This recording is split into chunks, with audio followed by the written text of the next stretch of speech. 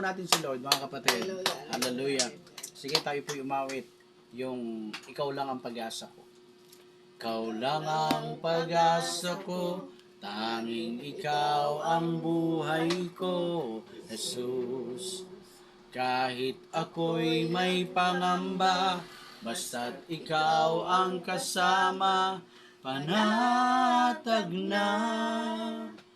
Kahit kailan, di ka nagkulang, biyaya mo sa amin laging laan. Ang pag-ibig mo sa amin walang hanggan. Inibig mo ako noon. Lord, na Amen.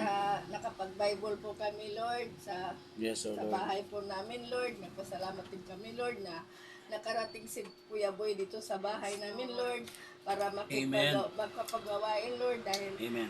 Lord, di po kami nangingi po kami ng kapatawaran, Lord, na Yes, yung Lord. linggo, Lord, hindi po kami nakapagsamba, Lord. Yes, Ino na po Lord namin, Jesus. Lord, ang aming plano Hallelujah. sa buhay namin, Lord. Amen. Humingi Hallelujah. po kami kapatawaran, Lord. Siya nga po, Panginoon. Lord, ang gamitin mo minsan manguna sa Siya kanyang nga po. buhay, Lord. Salamat po. At All glory to Bigyan you. mo pa siya, Lord, ng mahabang buhay, Lord. Amen. At Hallelujah. Lord, wala pong imposible sa iyo, Lord, na Yes, O Lord.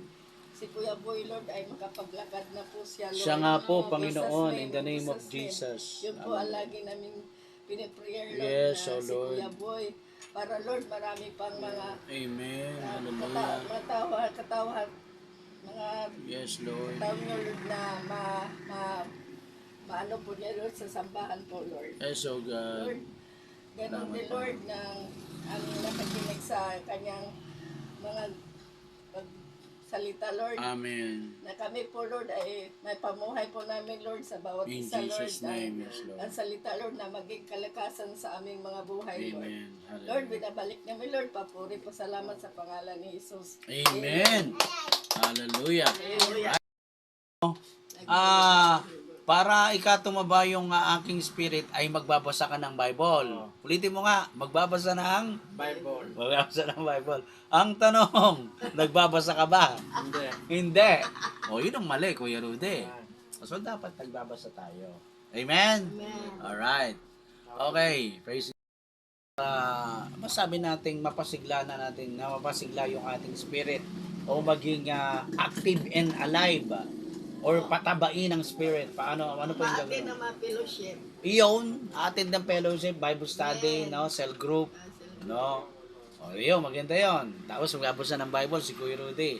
Eh dumadalo naman, nakakapunta naman ako dito kaya madalas tayo mag-fellowship. Amen. Praise God sa buhay mo, Ate Annabel. Alright. Ang masaklap, sabi ni Kuya Rudy, nagbabasa ng Bible. Pero hindi siya nagbabasa. Ay! Dalo sa fellowship. At siyempre kasama doon yung pagdalo sa church, pagbabasa ng Bible. Ano pa yung pwede mong gawin para ika nga mapataba mo yung spirit mo? Prayer, yes. Malakpang na si Lord. Sa buhay ni Ate Krisa. Prayer, no? Prayer. Ayan. So, yun yung mga basic lang naman di ba? Prayer, Bible reading. Ano yan yung steps for spiritual growth? Fellowshipping. Ano pa? Ano pa yung merong natatandaan nyo? Yung testimony. Yung nagpapatotoo ka, di ba? Yung pinapatotoo mo sa mga kapatiran, sa ibang tao, yung kabutihan ng Diyos sa buhay natin, no? At yung isa pa roon, yung obedience. Yung pagsunod. Sunod. Amen. Nakakapakinig ka nga ng salita ng Lord. Nagsusulat tayo. Ang nangyayari, nagtuturo din tayo ng salita ng Diyos. Ang tanong, sinusunod ba natin? Di ba? Amen? Amen. Sabi din ng mga pastor, kung ikaw ay nangangaral ng salita ng Diyos, sabi nga, you walk the talk, sabi ni Ate Renzi nga. You walk the talk. Kung ikaw ang nangangaral, dapat ikaw mismo ang nagsasapamuhay ng ipinapangaral mo. Hindi pwede yung nagangaral ka ng salita ng Lord, pero hindi naman nakikita sa buhay. Kayo din, nagbabasa kayo ng Bible, dumadala kayo sa church, nakikinig kayo sa mga, nagpupunta kayo sa Bible study, Pero ang tanong, naipapamuhay ba natin?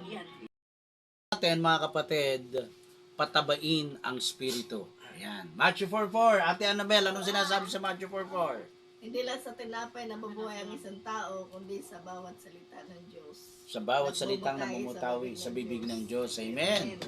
Man shall not live by bread alone, but by every single word that comes from the mouth of God. So kung ating pinalalakas ang ating katawang pisikal, katulad nito, kumakain tayo ng masarap na tinapay, may inim tayong juice or kape, lumalakas yung ating physical body. O kaya nga ang tanong, paano naman yung spirit natin? Sabi ni Jesus, sinabi yan mismo ni Lord, ang tao, kasi kausap niya si, yung Diablo, si Satanas, tinutokso siya dito. Sabi niya, o kung ikaw ay anak ng Diyos, sige nga, gawin mo ang tinapay yung bato na yan. So, sabi ni Jesus kay Satanas, hindi lang sa tinapay nabubuhay ang tao, kundi sa bawat salita na namumutawi sa bibig ng Diyos. Amen. Kaya tayo, mga kapatid, isang mananampalataya, kailangan natin ang salita ng Panginoon. Kaya tinatanong ko kayo, ano ba ang pwede nating gawin para lumakas yung ating spirit? Yung nakatira dito, yun, di ba yung spirit? No, magbabasa ng Biblia, mananalangin, dadalo sa fellowship, no, magpapatotoo at higit sa lahat, susunod. Yun ang gusto ng Diyos eh. Pagsunod. Hindi lang tayo pwedeng, ako katulad ko, daldal lang ako ng daldal. Pagkatapos, yun naman nakikita sa buhay ko, palagi lang akong galit, tapos lagi akong may kaaway. Totoo ba yun o hindi? Peke yun. Oo, nguso lang yun eh. Di ba? So, ibig sabihin, yung salita ng Diyos, isinasapabuhay natin. Amen? At kailangan natin yan. Sharing the Word of God. So, napakahalaga sa bawat mananampalataya na constant tayo sa pagbabasa, yung lagi nananatili, no? Sa pagbabasa at pagme-meditate. Yun, isa pa yun. Meditating the Word of God. Bakit kaya? Kasi kung hindi mo nga gagawin ito, mangungulon to, mamamayat yung spirit natin. Di ba? Ito, yung nakatira dito sa atin. Manlalata ito. No? Kaya, kapag mahina ang spirit daw ng isang tao, ano kaya ang posibleng mangyari sa atin? Pag wala ka ng mga word of God sa iyong spirit o sa iyong sana mini-meditate mo, madali daw tayong maagagapi ng kalaban o na-stress tayo. Kasakit. Umihina. Kasi pag ang spirit humina, pati yung physical body natin humihina. At kapag ka yung mga gawa ng Diablo, yan, madali tayong matempt. Kasi wala kang panlaban eh, no? Kaya mahalaga meron tayong panlaban, meron tayong Word of God. Amen. Amen. Tandaan nyo, may spiritual battle tayo, no, na kinakaharap araw-araw. So, ang kailangan natin, salita ng Diyos para yung spirit natin lumakas. Kaya nga sa Bible, sinabi yung isuot yung kalasag, no, yung baluting spiritual. Para hindi tayo maggapi ng kalaban kasi napakaraming kalaban sa ipapawid. Mga pinunungan ng Diablo, sabi sa Bible eh. Anong sinusuot natin? Di ba yung the helmet of salvation, the breastplate of righteousness, the belt of truth, at my feet are fitted with the readiness that comes from the gospel of peace, shield of faith, and the sword of the Spirit. So, sinusuot natin yan araw-araw, no? At kailangan nating mag-meditate. Okay. Ito. Senaryo. Pansinin natin, maraming tao, malalaki ang katawan, mamuscle, di ba? Matataba, physically. Yan, nakikita natin. Masasabi nating malakas sila. Malalakas ang katawan eh. Pero tingnan mo, pagka wala silang salita ng Diyos at wala silang tamang pananampalataya kay Jesus, pag dumating ang problema, madali silang sumusuko. Kaya nga may nag-suicide, di ba? Kasi nagpapakamatay, nawawalan sila ng pag-asa. Bakit? Dahil wala silang salita ng Diyos. No, hindi sila nagbabasa ng Bible. Di ba? May mga taong ganun.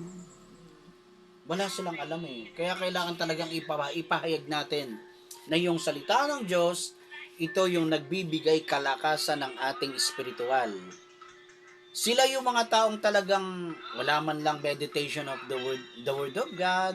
So tayo, dahil sinasabi nating Kristiyano tayo, no, pero kapag tinatamaan tayo ng mga problema, di ba Ate Annabel, Kuya Rudy, nung panahon, si Kriza, nung wala tayong tamang pananampalataya kay Jesus, di ba pagka may problema tayo, parang hinang-hina na tayo, di ba?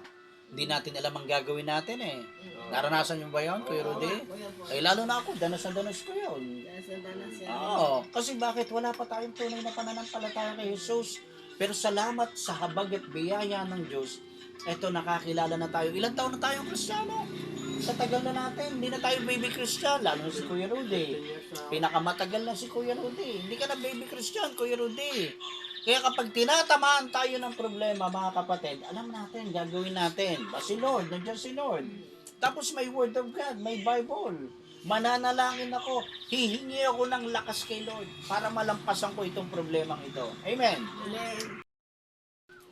Yung kahalagahan ng salita ng Diyos sa isang tao. Dahil mismo ang Panginoong Hesus, sinabi niya, ang tao, kayo mga tao, hindi lang kayo nabubuhay sa tinapay lang. Pag sinabing sa tinapay lang, yung mga pagkain, hindi lang tinapay, kundi yung kinakain natin, kanin, ulam, gulay, prutas, anuman, para lumakas yung ating physical body. Sabi ni Jesus, kailangan nyo rin ng salita ng Diyos, yung nagmumula sa bibig ng Panginoon. Saan nyo makikita? Sa Biblia. Di ba? Yes. Sa Bible, sa nagpapahayag ng salita ng Diyos, katulad ng mga pastors and leaders, kailangan natin, hindi pwedeng sa isang araw wala ka man lang na-meditate. Kahit yung pagising nyo sa umaga, Kuya Rudy, o hindi, may alam ka naman, Matthew 4:4, di banggitin mo, Matthew 6:33. Ano yung sabi sa Matthew 6:33, Ate Annabel? Ano yun? Sikapin mo. Yes. At ano ay ayon sa kanyang kalooban. Amen. Dahin natin ang katwiran at kaharian ng Diyos. At anuman yung ating kulang pa o pangailangan natin sa buhay, sabi niya siya magdadagdag. O hindi na meditate mo na yung salita niya, may word of God ka na sa puso mo, sa isip mo. Ganun lang. Ako Hindi. pag may makita ko sa Bible na Ah. memorize ko na yung mga verse. Yes. Nasa puso ko na. Oo. Kapag nagbabasa tayo ng Biblia, naunawaan natin kung ano ang gustong instruction sa atin ng Lord, no? Nalalaman natin kung ano yung gusto niyang gawin para sa atin. Amen? Amen. So, tayo na kumikilala nga sa Diyos, huwag po natin kakalimutan na magbasa, mag-meditate, kasi nakalagay yan sa Joshua 1:8, di ba? Meditate the Word of God, night and day. Oo. So, from Old Testament, inutos na ng Panginoon kay Joshua yan. Basahin ko ha. Sabi dito, this book of the law shall not depart from your mouth, but you shall meditate on it day and night. Okay, ito yung sabi. Araw at gabi, dapat minemeditate natin. So that you may be careful to do according to all that is written in it. For then you will make your way prosperous and then you will be good, have good success. Amen. 1:8, anong sabi? Huwag mong kaligtaan, basahin ang aklat ng kautusan. Pagbulay-bulayin mo yon araw at gabi, upang matupad mo ang Lahat. ng nakasaad doon. Sa Sa ganon, ganon, magiging masagana at matagumpay ang iyong pamumuhay. Amen. Palapakan natin ang talatang yun ng Panginoon. Kita nyo, may inuutos si Lord, pero mayroong siyang kalakip na gantimpala. Sabi niya dito, upang matupad mo, kailangan nating tuparin, no, yung mga salita ng Lord. Sa ganon, sabi niya, magiging masagana at matagumpay ang iyong pamumuhay. Kaya ang tanong, ito ba yung mungkahi o ito ba yung utos? Utos. Utos ng Diyos yan. Kaya kapag hindi ka nagbasa, hindi ka nanalangin, sumusuway ka sa Lord. Nagkakasala tayo. Di ba? Kaya kasalanan, pag hindi ka nagbabasa, Kristiyano ka, tapos di ka man lang nagme-meditate ng Word of God, tapos lumipas yung isang araw, hindi ka nagpe-pray, kasalanan kay Lord yun. Amen. Christian life yung meditating and reading the Word of God upang mas tumibay at lumakas, tumatag tayo bilang mga mananampalataya ng Panginoon. Yan lang si mga ba? Hindi ka kilala. Samantalang yun ang lagi kong komento pag nag-fellowship.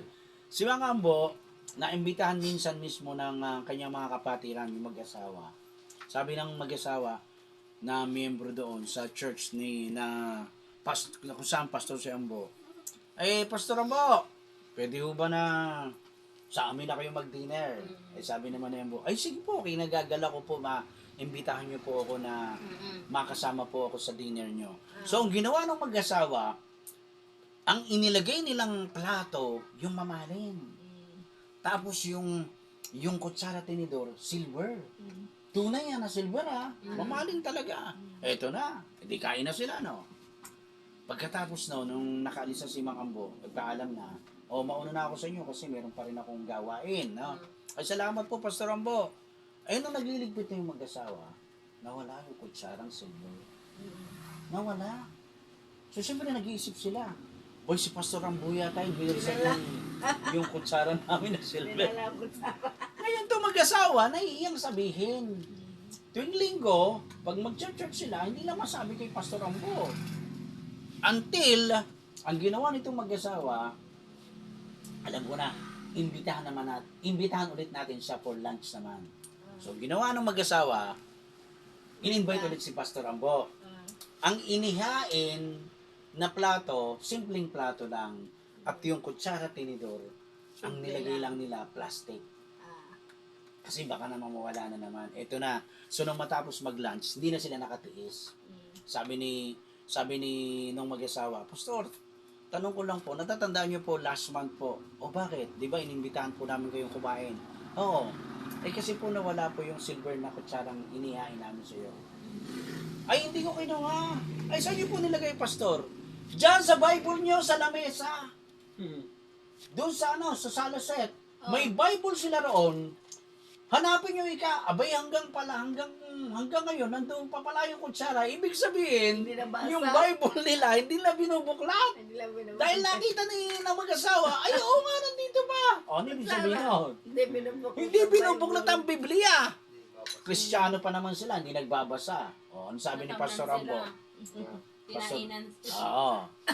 Yan ang sinasabi natin, sabi ni Pastor Ambo. Biruin nyo, 1 buwan na pala yung kutsarang nilagay ko dyan. Hindi nyo binubuklat ang Bible nyo. Kaya ang tanong ko sa inyo, tingnan nyo yung Bible nyo, baka may kutsara dyan. Hindi nyo pa nakikita. Di ba? Anong lesson? Magbuklat. Magbasa tayo ng Bible. Palakapan natin si Lord, no? Amen. Sa inyo, tingnan nyo mabuti yung Bible nyo. Baka may nakaipit na kutsara dyan. Hindi nyo natatanggal. Alright? So, paano pa mapapataba, mga kapatid, yung ating spirit, no? Paano magiging malusog or tabatsoy? Kasi pangit pagka ang sinasabi mong believers ka ni Lord, pero yung spirit mo, mahina. Tawag dito, malnourished. No? From the acronym of FAT, F-A-T, di ba sinare ko na sa inyo ito? Anong letter F? Maging faithful tayo kay Lord. Yes. Para tumaba yung natin, yung spirit natin. Faithful dapat tayo kay Lord, no? Sundin natin kung ano yung sinasabi ng Lord, no? At saan ka mang lugar dumating o pumunta, alam mo, tapat ka sa Diyos, sumusunod ka sa kagustuhan ng Panginoon. Bakit? Kasi nakatingin sa atin si Lord Apple of the eye ng Lord, yung mga tao o yung mga mananampalataya niya na sumusunod sa kanyang kalooban. Katulad dito, alam niyo bang apple of the eye tayo ni Lord ngayon? Naniwala kayo daw? Kasi bihira sa mga tao yung mayroong ganitong fellowship. Dito sa buong compound nyo, siguro naman tayo lang, di ba? Kaya tayo apple of the eye ni Lord. Amen? Alright, palapakan muna si Lord. 10. Sinasabi rito, ang mapagkakatiwalaan sa maliit na bagay ay mapagkakatiwalaan din sa malaking bagay. Ang mandaraya sa maliit na bagay ay mandaraya rin sa malaking bagay. Ibig sabihin nito, kahit saan man lang ikaw lugar pumunta, tapat ka sa Diyos, kahit maliit na bagay lang, dapat napagkakatiwalaan ka, no? Kahit pagdating sa pera, pag sinabi mong, piso lang naman inumit ko dyan eh. O, hindi ka napagkatiwalaan kahit maliit. Sabi ng Lord, maging sa maliit o malaking bagay, dapat napagkakatiwalaan tayo. Tapat. Faithful. Number 2, letter A. Ano yung letter A? A, available. F-A-T, in spirit. Letter A, available. Pag Sunday service, yun, available po ako. Pupunta ako kay Lord. Hindi na tayo pinipilit. Amen? Araw ng linggo, sasamba ako. Hindi ako magpapahadlang. Di ba? Amen. Praise God. Hindi na ako pinipilit. Ang ibig sabihin ng available, able to be used or obtained. Yan. Amen? Ang ability, tandaan nyo, ang ability daw natin, itong abilidad natin, maganda yan. Kasi binigyan tayo ng Lord, mga gift, ng mga talents, abilidad, na pwede nating gawin, no? Pero, mas gusto rin na tinitingnan ng Lord. Alam nyo kung ano? Yung availability. Availability. Yung available ka palagi. Halimbawa, gawain ng Panginoon. Ito nga. Kuya Rudy, meron tayong Bible study. Wala ka namang gagawin. Sige po, sama ako dyan. Ayan, kayo, di ba? Awa naman ng Panginoon, di ba? Nakakailang fellowship din tayo kahit sabi ko sa inyo, 1 beses, 2 beses sa isang buwan. Mahalaga yan. Amen? Amen. Okay. Ano sabi sa Isaiah 6:8-9? Ako na lang magbabasa para hindi na tayo magtagal na ano. Isaiah 6:8-9, hindi pala nakalagay dito. Hindi.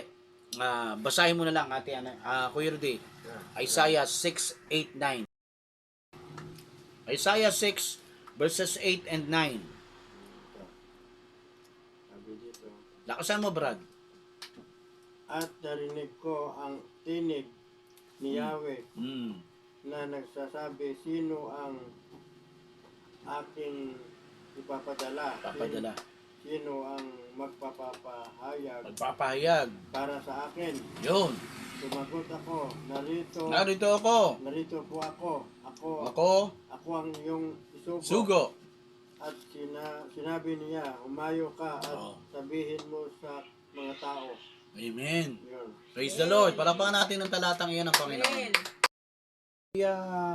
Ate Annabel. Si Isaiah sa kusa. Sabi ng Panginoon, sino yung kayo papadala ko? Sabi ni Isaiah, Panginoon, ito po ako. Ako po ipadala nyo. Ano ibig sabihin? Available. Available siya. Yes, kahit di siya, ikaw Isaiah, yung iba nga Rudy, Brother Rudy, opening prayer ka nga. Ay, ako na yung nag-opening prayer ng isang linggo. No, tandaan nyo, pag ina-assign tayo sa church, okay, magre-reklamo. O in-assign ka ng opening, nagreklamo kinabukasan, o sa susunod, ikaw ulit, walang problema. Kasi yung karamihan kasi, ay ako na po in-assign nyo, ano ngayon, kung ikaw, di sundin mo. Ayaw mo na napapractice ka, di ba? Yung iba naman, ayoko naiya ako. Ayoko naiya ako, mahina ang loob, di ba? Amen. Praise. Last but not the least, letter T. Kanina letter F, ano? Faithful. Faithful. Faithful, letter F. Ay pa. Tapos letter A. Available. Available. Ay, wala pa. Hindi, fat lang tayo, fat. Apat ba? Oo. F-A-T. Yung letter T, Alapit. teachable ones. Teachable. Oo. Letter F, faithful to God. Letter A, available. Letter T, teachable ones. Handang magpaturo. Handang matuto. No, ayan, katulad nyo. Gusto nyo matuto, makikinig kayo. Mahirap yung lagi nakikinig, di natututo. Oo nga, dapat nakikinig ka mabuti, Brad. Once, yung gusto mong lumago, mag-effort ka. Magsunog ka ng kilay, katulad ni Ezra. Nagsunog siya ng kilay. Nagbabasa tayo ng Bible, araw-araw, nagme-meditate. Kung yun nga, hindi nyo magawa siguro, lalo na siguro yung devotion. Baka hindi nyo rin nagagawa yun, no? Kaya nga sabi sa akin ni Kuya Rudy, nung pandemic, nagagawa niya yun, nakakapag-impekwa siya, nakakapagbasa siya ng Bible, o ano ka kung gusto mong gawin. Pagka-pandemic ulit. Na, hindi ganon, kailangan. Kasi nung So, ano yung letter T? teachable ones. Gusto nating lumago, mag-aral tayo, makinig tayo. Awit 33, awit, ano to? Awit 32 verse 8, babasahin ko na lang. Sabi rito, I will instruct you and teach you in the way you should go. I will counsel you with my loving eye on you. Di ba? Sabi ng Panginoon, tuturuan ko kayo. Kahit saan kayo pumunta. I will counsel you with my loving eye on you. Di ba? Amen? Conclusion na tayo. Palakpakan si Lord. Conclusion. Praise the Lord. So, sa lahat ng ating pag-aaral, Kuya Rudy, Ate Annabel, Ryan, salamat sa Diyos. Nakakasama ka namin. At alam ko, meron nang naitatatak si Lord sa puso mo ng mga salita niya. Ang gawin mo lang, first step kay Lord. Bakbang ka, sumunod ka sa Kanya. Sa lahat ng ating pag-aaral, ang pinaka-bottom line lang, walang iba, kundi ang paglilingkod natin sa Panginoon ng tapat. No, yes. Faithful kay Lord, no? Maglingkod tayo ng tapat para yung spirit natin maging pat. Amen? Ayun maganda eh. Pag tapat ka kay Lord, spirit mo pat. Amen? May kakayanan ka ng magbahagi kasi natututo ka na eh. Di ba? Kasi lagi kang nakakapakinig ng salita ng Diyos. Nag-aaral ka, nagdi-desire ka talaga na lumago spiritually. Kaya ang hirap-hirap at nakakalungkot, mga kapatid, yung 20 years ka ng Christian, ala ka man lang paglago sa spiritual life mo. Nanatili ka lang sa batang Kristiyano, sa sanggol. Oo, hindi ka na kumain ng matitigas na pagkain. Diba? Walang kang ala ka man lang paglago. O sabi, hindi naman to hindi to pagsusukat, kundi encouragement ko sa inyo. Sino ritong may nakakasaulo ng hanggang 2 o 3 verses sa Bible? 3 verse na kumpleto. Sino? 3. O si Ate Annabel. Ikaw, meron kang na-memorize na verses sa Bible? Kahit 2. Yung gawa. Tingnan mo na. 2 o 3. Meron ka noon o Gawa isa lang? Gawa 4:12. Gawa 4:12. Ano pa? Tapos John 3:16. John 3:16. Ano pa? Saka yung Mateo 4:4. Maganda yung talagang nagbabasa tayo para Sa kanya lamang Sige. matatagpuan Ayun. ang kaligtasan sapagkat walang ibang Mm. pangalan sa Ayan, buong tama. daigdig Yun. Oh. na binigay Okay. ng Diyos sa Upang- mga tao Sa mga tao, upang tayo ay ay maligtas. So, yun. Amen. O, kita mo? Praise the Lord. Palakpakan natin si Lord. So, ibig sabihin, kahit kompleto pag ang yun. Ano? Recite mo, Ate John Annabel. 14:6. John 14:6. Sige po. Ano? At sumagot. At sumagot si Si Jesus, Jesus. siya ang daan at ang katotohanan at ang buhay. Walang makakumpunta sa Ama maliban sa akin. Amen. Palakpakan natin si Lord. tama O. ba? Walang makapararating sa Ama maliban sa akin. Amen. Alright, di ba? Okay, isa-isay natin. Grisa, Isaiah 41:10. Recite. Fear not, for I am with you. Do not dismay, for I am your God. I will Amen. help you. I will Strengthen you, uphold you with my righteous right hand. Amen. Praise God, praise the Lord. O, isa pa. Ano pa? Ephesians 6 verse 1. Iyon, okay, ano yan? Children, obey your parents, for the Lord Yes, for the, for the Lord. is right. Okay, praise God. O, may alam siya. Di ba? Amen. Tayong lahat na dapat na kumikilala sa Diyos ay meron tayong pagme-meditating at pagbabasa, pananalangin. So, keep on learning the Word of God and keep on sharing the Word of God. At ang lahat ng yan ay para sa kapurihan lamang ng Diyos. Kaya ang tanong, kung tayo po ay tumanggap na kay Lord, na sinasabi nating tayo mananampalataya ng Panginoon, dapat maging tabatsoy ang ating spirit. Huwag payatot. Payatot. Okay, bago ako magtapos, ay meron akong isang ito na nga yung kwento, yung binigay ko sa inyo kanina kay Ambo. Yun na lang yun. Amen. At, ulitin natin. Baka tingnan nyo mabuti yung Bible nyo, baka may nakaipit na kutsara. No? Ibig sabihin noon, magbasa tayo lagi. And to God be the glory. To God be Salamat na si Lord. Hallelujah. Amen. Yes, Panginoon, O Lord. God. And In Jesus' Lord, name. alam po namin na may tamang oras sa tamang panahon Siya nga para po. dyan, Panginoon. At nagtitiwala po kami, O God. Siya nga Hindi po, po Panginoon. magtitiwala at ipagkakatiwala po ni Kuya Yes, Boy Lord. ang kanyang buhay, O God. Lord, maraming salamat, Panginoon. Siya po. Maingat ko pong binabalik ang papuri pasasalamat sa tayong pangalan ng iyong anak na si Jesus. Amen. Amen. Hallelujah. Sige, tayo ay ano. And to God be the glory. Hallelujah. Praise the Lord. God bless Kuya Rudy, Ate Annabel, Ryan, Thank you, Kuya Boy. and Chris. God bless. Thank you. God bless and to God be the glory. Bye-bye. Bye-bye.